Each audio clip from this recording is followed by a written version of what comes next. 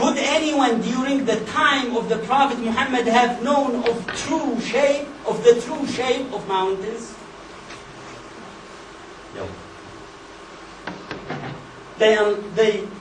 People used to see the mountains, the top of the mountains, the masses of the rock, and that's it.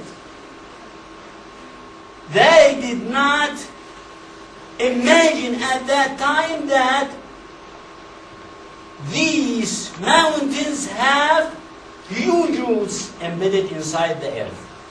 As a matter of fact, the roots of the mountains are several times the size of the tops. And sometimes it goes to 15 times bigger than the tops. So the major portion, the major part of the mountains are embedded in the earth, not over or on earth.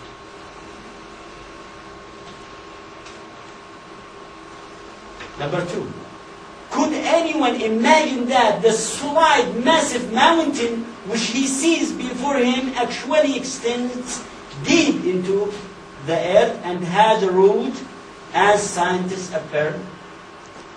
No.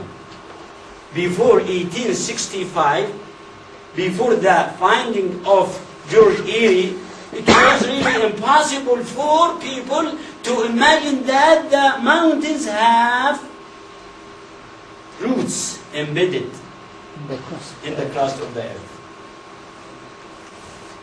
Okay?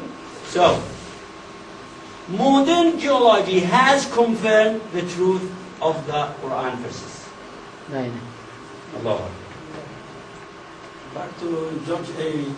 Was he an astronomer or a geologist? Astronomer. Not geologist? Not geologist. He was astronomer. But he is the first one who explained that the mountains have roots.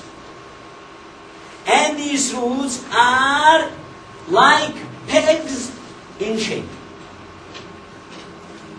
1865. But through the framework of the plate tectonics, this theory of the plate tectonics, it was found that these roots, these pegs are used to stabilize the crust of the earth. And that was not before 1960s. Okay. Who informed the Prophet Muhammad, peace be upon him, 14 centuries ago about this fact? The one who created the mountains, Allah, the Almighty. Who told the Prophet Muhammad, peace be upon him, that the mountains serve as stabilizers for the crust of the earth, for the earth, so that it will not shake? Allah. Who revealed the Qur'an that described the scientific facts that nobody knew them at that time, at the time of the Prophet Muhammad, peace be upon him? It is Allah the Almighty who revealed the Qur'an to the Prophet Muhammad, peace be upon him. Therefore, if we deal with any non-Muslim about the authenticity of the Qur'an, about the truthfulness of the Prophet Muhammad, peace be upon him, about Islam, we might take years in order to convince him that Islam is the truth, that the Qur'an is a revelation from Almighty Allah. But when we talk about someone, about the facts mentioned in the Qur'an, and compare them to the recent findings of the scientists, then no one can dare to debate with you. No one can argue with you that the verses of the Qur'an are not true. No one. Because it is the fact. It is the fact. And the fact is presented in the Qur'an and is supported by the recent scientists and by the recent science. So if we use such verses in order to show the non-Muslims the truthfulness of the Qur'an, it is really a good need.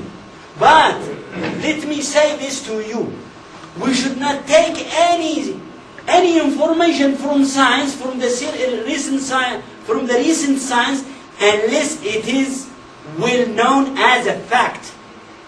There is no dispute about this. There is no argument about this. It is a fact. In order to tell them that this is fact and this is mentioned in the Qur'an, but not to take theories and explain them through the Qur'an, through the verses of the Qur'an, and then after that they prove that they are false. And do you want the Qur'an to be belied? No. So please not to take any recent findings unless it is fact and compare it to the verses of the Qur'an. But alhamdulillah, what we have seen from what we have described here about the mountains, we described two facts about the mountains. About the findings of the scientists. And alhamdulillah, Almighty Allah will show them the sign in the horizons and among themselves, until it becomes clear to them that it is the truth, and then it is up to them whether to believe or not. But Almighty Allah will hold them responsible on the day of judgment about this, because Almighty Allah is just.